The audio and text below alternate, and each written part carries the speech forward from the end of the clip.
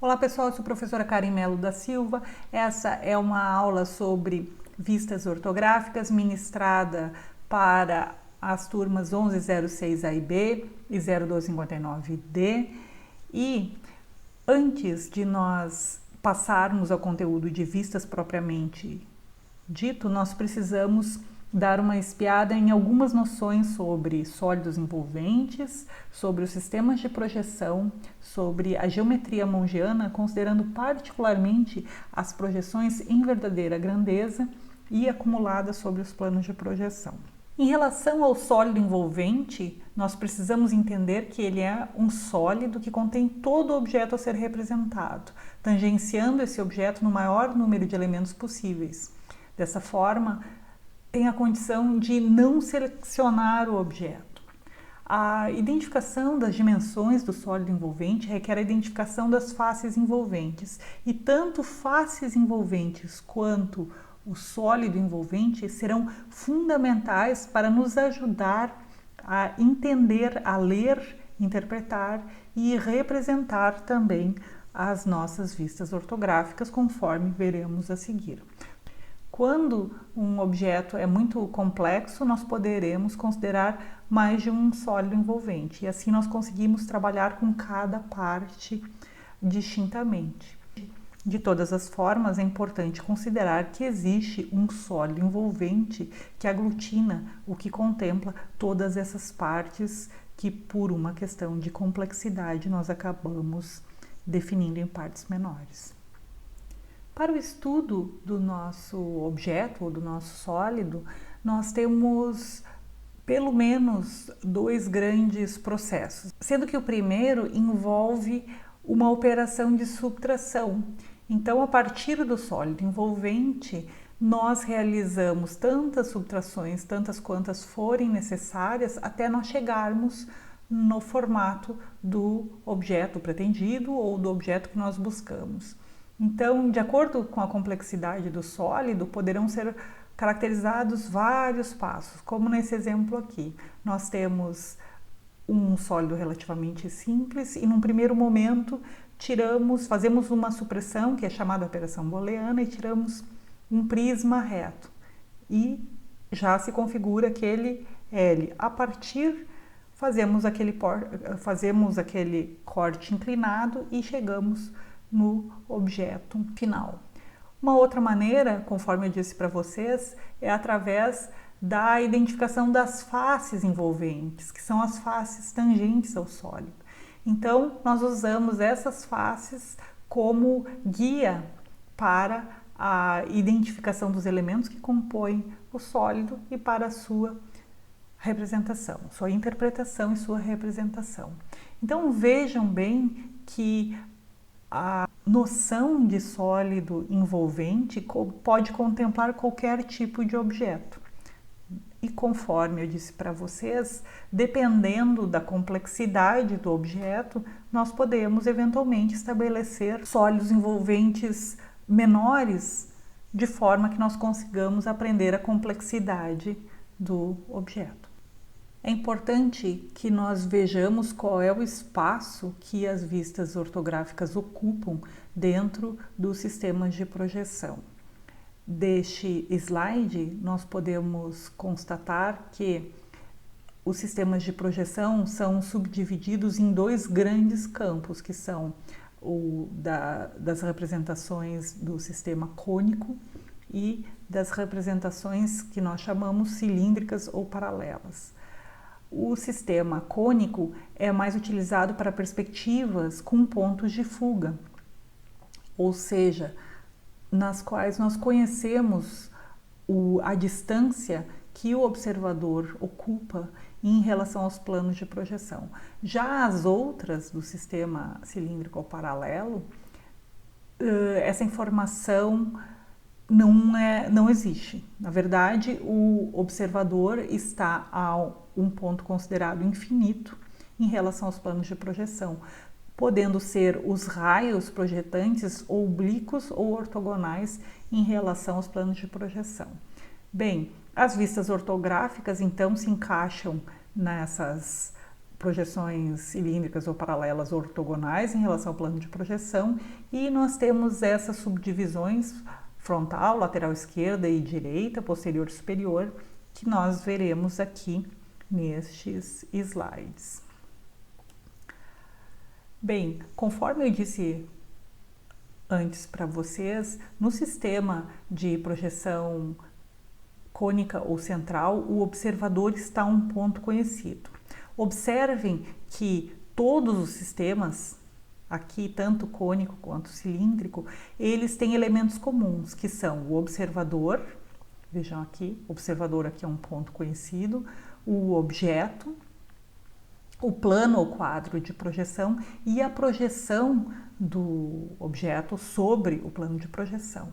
Também os raios projetantes que partem dessa fonte, que é o observador, fazem parte desse sistema. Então, o que muda entre um e outro tipo de projeção é o comportamento dessa projeção em função da posição do observador em relação ao quadro de projeção, certo? Então, no sistema, deixa eu colocar completo aqui para vocês.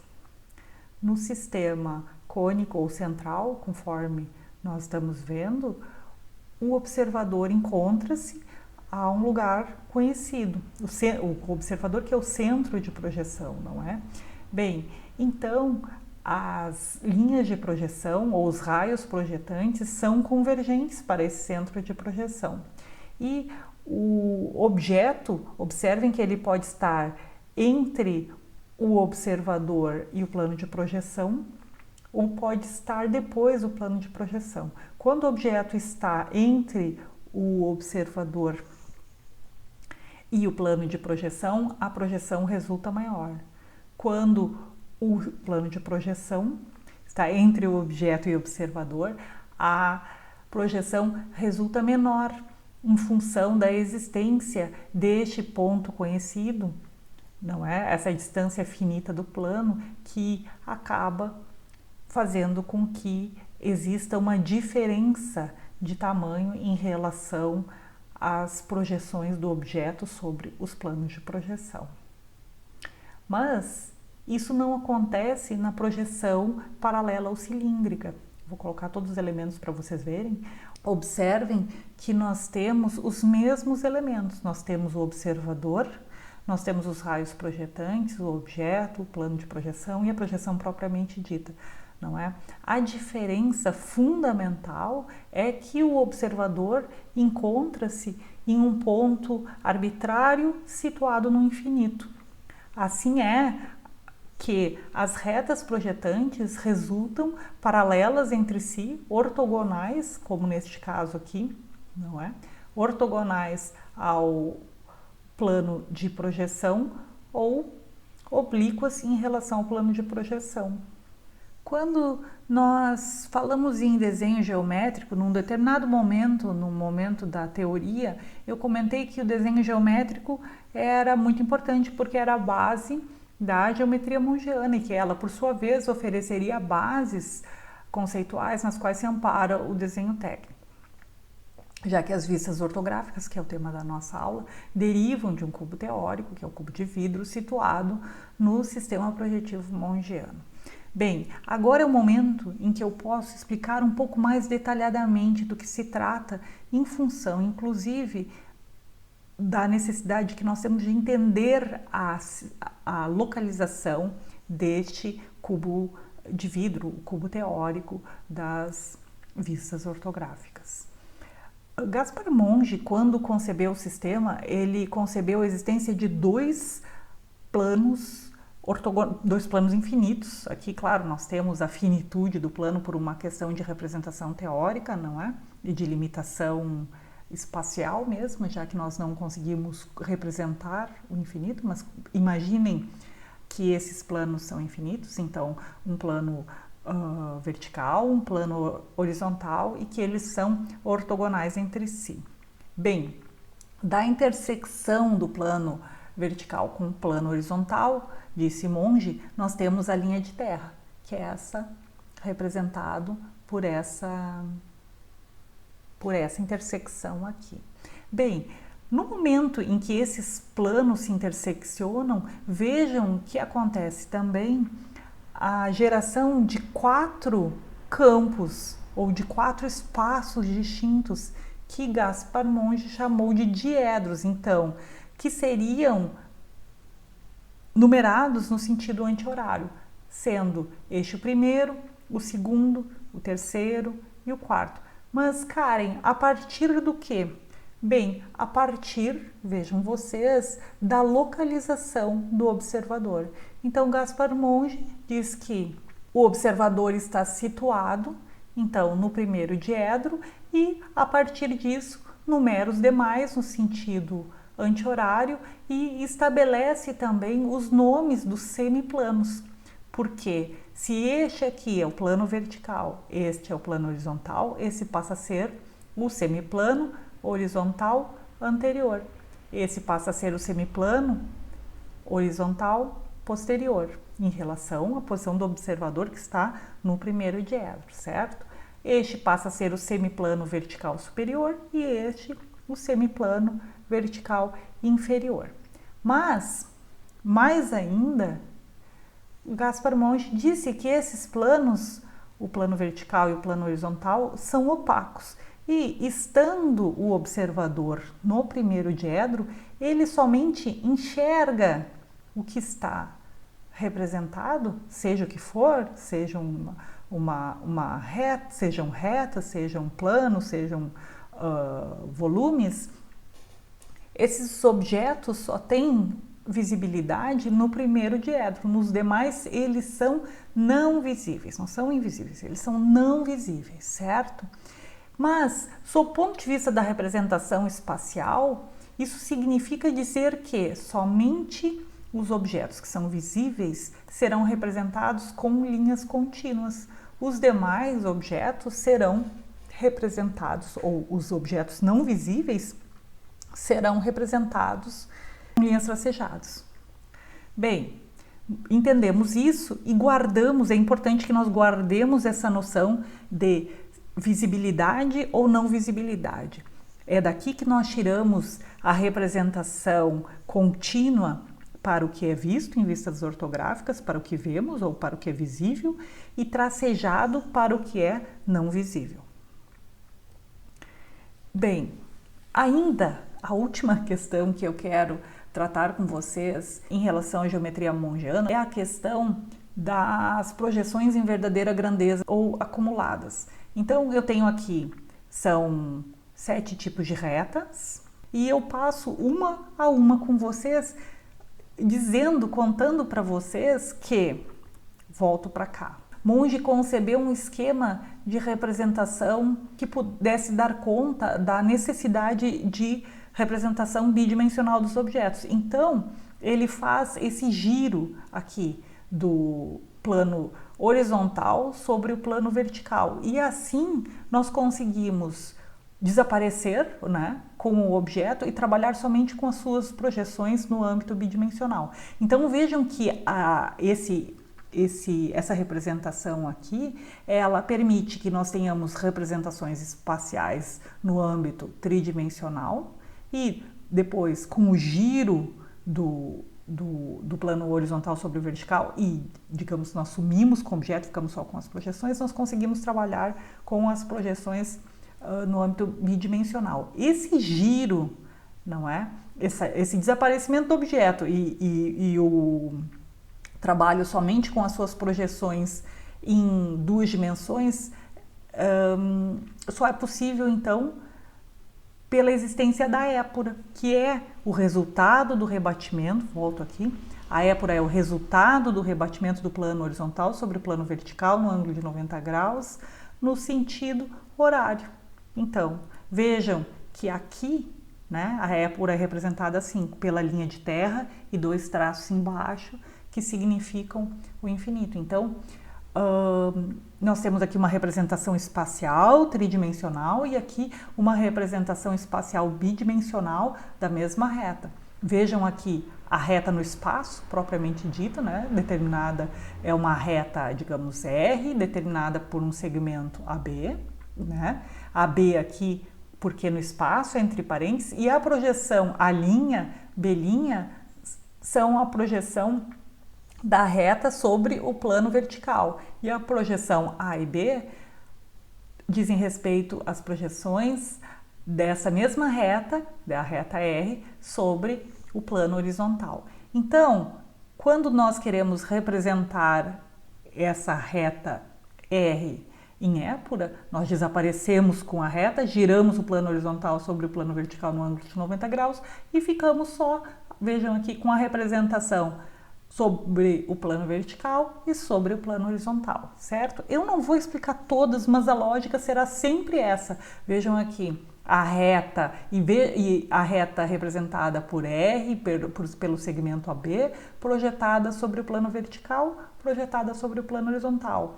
Sumo com a reta, giro o plano e fico só com as projeções. Vejam lá, a projeção vertical, a projeção horizontal. E olhem que bonito, saiu, nesse aqui, ela é paralela ao plano horizontal e vertical. Então, ela não intersecciona nenhum dos planos e, portanto, ficará sempre visível. Já essa reta aqui, né, tem esse ponto exato que nós chamamos de traço, em que ela muda de diedro. Vejam que ela passa de diedro e, portanto, ela torna-se não visível.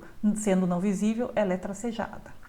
Mesma coisa acontece aqui, sendo que essa é uma reta paralela ao plano horizontal, certo? Então, sendo paralela ao plano horizontal, ela está, que é o que eu quero dizer para vocês, em verdadeira grandeza, vejam, em relação a esse plano, certo?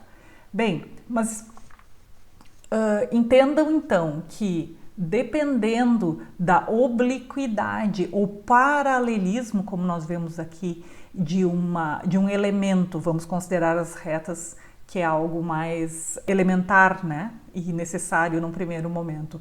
Então, dependendo da obliquidade ou paralelismo de um elemento em relação ao plano de projeção, ele está ou não em verdadeira grandeza. Essa reta aqui, que é paralela aos dois planos de projeção, está em verdadeira grandeza em relação ao plano vertical e ao plano horizontal. A reta frontal, que é paralela ao plano vertical, mas é oblíqua, vejam, em relação ao plano horizontal, está em verdadeira grandeza em relação ao plano vertical, mas está oblíqua em relação ao plano horizontal, está, portanto, com a sua projeção aqui acumulada, nós dizemos. Vejam aqui no plano vertical, ali o exato momento em que ela fura aliás, o exato momento é aqui. O exato momento em que ela fura o plano de projeção horizontal. Bem, ainda temos mais 4 tipos de reta, sendo uma paralela ao plano horizontal e perpendicular, agora ela não é mais oblíqua, ela é perpendicular ao plano vertical. Essa é paralela ao plano vertical e perpendicular ao plano horizontal. Quando ela é perpendicular a um plano a um plano vertical ou plano horizontal, vejam que a reta resulta resumida a um ponto aqui, porque ela não tem obliquidade nenhuma. Então, esse aqui seria um exemplo de um extremo oposto em relação ao paralelismo. Enquanto em paralelismo a reta está em verdadeira grandeza, quando a reta é perpendicular ao plano de projeção, ela é, na verdade, eu gosto de dizer que ela está no seu máximo de acumulação, né? Ela se reduz a um ponto. Não poderia estar mais reduzida do que reduzida a um ponto. O mesmo acontece em relação aqui ao plano horizontal. Na verdade, ela é o contrário dessa, mas ela sendo perpendicular ao plano horizontal, ela resulta resumida a um ponto, resulta acumulada em um ponto onde a projeção A está aqui, congruente ou no mesmo lugar que a projeção B, não é? E aqui, portanto, está a projeção da reta acumulada em um ponto, certo? Então, são exemplos bem semelhantes, sendo que uma é semelhantes, porém contrários, não é? Uma é perpendicular ao plano de projeção vertical e paralela ao plano horizontal, e essa é perpendicular ao plano horizontal e paralela ao plano vertical. Bom, por fim temos duas outras retas, sendo essa aqui paralela aos dois planos de projeção, então não existe verdadeira grandeza em relação a nenhuma dos planos de projeção, sendo que aqui nós temos uma verdadeira grandeza onde a reta é paralela, não é? Então, se ela é paralela ao plano de projeção horizontal, em relação ao plano horizontal, ela está em verdadeira grandeza. E aqui, sendo paralela ao plano vertical, ela está em verdadeira grandeza em relação ao plano vertical. Muito bem. Sendo oblíqua, não existe verdadeira grandeza, ela está acumulada em relação aos dois planos de projeção, certo? Aqui vou explicar um pouquinho melhor para vocês entenderem onde está a reta e onde estão as projeções, sendo que é muito fácil de saber, inclusive, pela nomenclatura. A reta no espaço e o seu segmento de reta que o definem serão identificados entre parênteses, conforme eu falei antes para vocês. Os linhas são sobre o plano vertical e as sem linhas, né, a letra solta, sem parênteses, sem apóstrofe, é sobre a projeção horizontal. Então aqui nós temos a reta propriamente dita, que o traço, que é o momento em que ela fura o plano de projeção, nesse caso ela atravessa o segundo diedro e ainda passa para o terceiro. Vejam que bonito isso. O mesmo acontece, obviamente, com as suas projeções. Então, aqui dá a projeção vertical da reta e a projeção horizontal, sendo que as duas se encontram acumuladas em função dessa obliquidade a ambos os planos de projeção. A reta de perfil é uma reta muito bonita, que não é nem perpendicular a um dos planos, mas ela está contida num plano perpendicular aos dois planos de projeção. E também é oblíqua, vejam aqui, oblíqua em relação ao plano horizontal e oblíqua em relação ao plano vertical, mas contida num plano perpendicular aos dois planos. Então, é uma reta muito bonita que nós não conseguimos definir esse exato momento aqui, ou esses dois exatos momentos, já que ela é uma perfil aqui, 1, 2, 3. Nós não conseguimos definir esse traço dela, senão através de um rebatimento. Esse é um assunto bem bonito mesmo, da geometria mongiana. Eu acho que é dos grandes momentos da geometria mongiana, é a reta de perfil.